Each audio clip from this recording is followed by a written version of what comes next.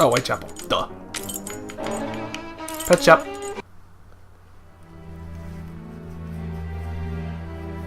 Okay, probably when we return home I'll end this. Because I'm at an hour and 1 minute. I must go to the pet shop. I'm here. Closed until further notice. Abraham isn't there. No luck. Whoa, whoa, man, whoa. Out of my face, yo. Beep, beep. Beep, beep. Good evening. Oh, good evening, sir. Do you know why Mr. Solomonovich's shop is closed? No, I don't. Perhaps his cousin, the cobbler, knows. Yeah. But I believe the police came to take his animals. Why? I think that might have something to do with it. When was this? During the day. The kids you were with the other day were there, they told me. They just came by to ask for some cat's meat. They didn't have any money, but I gave them some anyway. Is something wrong? Yeah, someone screaming It's in the just back. that there was a little girl with them, the same age as mine. My little girl who went away with her mother, with the angels into the sky. Dr. Watson told me about your loss. Please accept my condolences. Would you like to talk about it? How did it happen? The illness, sir. My poor little girl was in agony, and her face and body were ravaged by the disease. Her face? Yes, she looked like a ghost. You look like a ghost. And what is this illness? What illness was it? Dr. Gibbons tried to explain when I took my little girl to see him, but I didn't understand.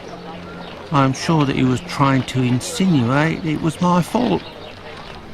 I'm sorry, but I don't want to talk about it anymore. Oh, trust me, dude, I'm I already understand. lost. Farewell. Let's go and see Dr. Gibbons. To the clinic. So why can't they make the game like this? Maybe help me out with the little puzzles. Let's go and see Dr. Gibbons. And, you know, tell me to go places. I'm kind of stupid. Okay. Dr. Gibbons. Hello, Doctor. Do you remember me? I'm Sherlock Holmes, Dr. Watson's friend. Oh, yes. Excuse the mess, but I am doing a bit of You've been standing tidying. in the same place you have been for the past, like, 5,000 episodes. I have come to see you about a Mr. Hardyman, a cat food seller by trade who recently lost his daughter and wife. Yes, I know him. A tragic story. How'd it happen? Actually, I was hoping you could tell me about the disease that took his daughter, a disease that would have attacked her face. Oof. Well, to keep it short, we are speaking of syphilis, Mr. Holmes. You must certainly know that it is transmitted through intimate connections, and that the vast prostitute population here contributes to its inevitable progression. It destroys individuals by spreading through the body slowly. The most obvious symptoms can be found in the genitalia and on the face in the form of pustules or lesions. Sometimes this illness can destroy whole families. The father catches it from a prostitute, he transmits it to his wife, who in her turn passes it to the kids which she bears or nurses. These cases are numerous in the vicinity. Certain children, and this is the case of the little girl whom I won't name, suffer from an emaciation of the face which will, apart from predicting an imminent death, bring infamy upon the family. So, Daddy humped a prostitute? Emaciation of the face? Yes, what we sometimes call the pox. I will give you a great. photograph. One cannot be mistaken on the origin of such a face. The eyes seem to be void of lids. The nose is inexistent, as if it was cut off. And the cheeks are chiselled, as if cut with a knife. This loss of facial matter, this emaciation, is in this area often the gift from a father to his children. Can I keep this photograph? I should destroy it. But if it can remind you that one must sometimes think twice before giving in to physical attraction... I always seem to find myself alone in such cases. Thank you, Doctor. He masturbates. Oh. Ooh. Ooh. Oh. Let me get rid of that quickly. Let's go to the cobbler's. That was That was bad. That is in my nightmares now. No, get out of here! Ugh. Okay. Okay, we're good. I don't want to keep passing by that shit every time.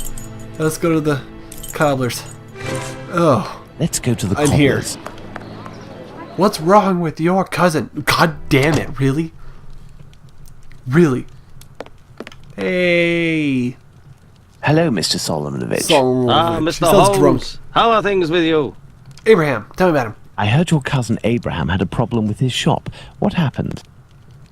If I didn't know you well, I would tell you that it's Jewish business that doesn't concern anyone but the Jews. But as you have a little bit to do with it, you have the right to know what is going on. Ah, would I have something to do with it? Someone had seen Abraham telling you something and making big gestures near the Imperial Club. Huh?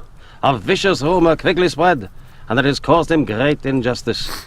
A slanderous denunciation attracted the authorities' attention to my cousin's shop. Abraham must be in the process of answering their questions. I did, indeed, speak with your cousin the other night. I'm shocked at the consequences of this discussion. As I was saying, it's the story of the Jews. In the face of adversity, we are united, but amongst ourselves, it's like anywhere else. As soon as our people take a dislike to someone, for right or wrong, we can be without pity and quite cruel. I just want to point out that the Jews in this game look all the same. I thought I was talking to Andrew. Tell me about this. This is all very worrying. Your cousin knows one, or rather two, of the men who were at the Imperial Club on the night of the Mitre Square murder. One of the two, a butcher in Aldgate named Joseph, is probably withholding information of the utmost importance. I must find this man. Perhaps you can help me. But there are dozens of Jewish butchers around Aldgate, half of which must be called Joseph. Oh, great. And you know, Mr. Holmes, we Jews prefer to remain in the background of this murderer business, this Jack the Ripper thing. All of London is pointing their fingers at us saying, it's a Jew who disemboweled these women. Our community is in great peril, you know. There was the business with Lipsky and Leather Apron. I will see what I can do, but I don't promise anything. I'd be extremely grateful to you. Goodbye. Very well. We may meet again, Mr. Solomonovich. Solomonovich. You are most welcome, Mr. Holmes. Solomonovich. I've paced up and down Whitechapel enough. I should return to Baker Street in order to reflect on the new facts that I have discovered. Perfect. We can just do it this way. I'm so used to games telling me, like, oh, you can't do this in this area. Oh, God. Don't look at it, folks. Don't look at it. Okay, after this dialogue, then I'll end it. I'm a little bit over my time. Hello, Holmes. Oh. What's up, Watson? It's Crack-a-lack. How's you? Silence? Good day, Watson. Listen, Holmes, I know I should have got here sooner to give you a report on my research, but this case has led me to neglect my patients and my wife more than I care to admit. I've been able to sort things out over the last few days, and now I am ready to pursue this investigation. You don't have to justify yourself, Watson. Whilst I do tolerate you as an observer, and despite your occasional help with more menial tasks, may I remind you that you are by no means an indispensable part of this case. Oh, you tolerate me as an observer, do you? Oh, you're too much, Holmes. Well, Mr. Detective, despite my absence, I have been working on this case, putting my relationship on the line in the process. And I happen to have a confidential letter that only passed from one lord's hand to another. What it contains is extremely serious and concerns Dr. Tumblety and his collection of uteri. Let me see that. God damn it. Okay, my lord, as you mentioned, we must avoid having to explain the demands of medical research to the uncultured masters. A general crisis of confidence would result in the links to press would surely be quick to make the hideous murders committed in the East End.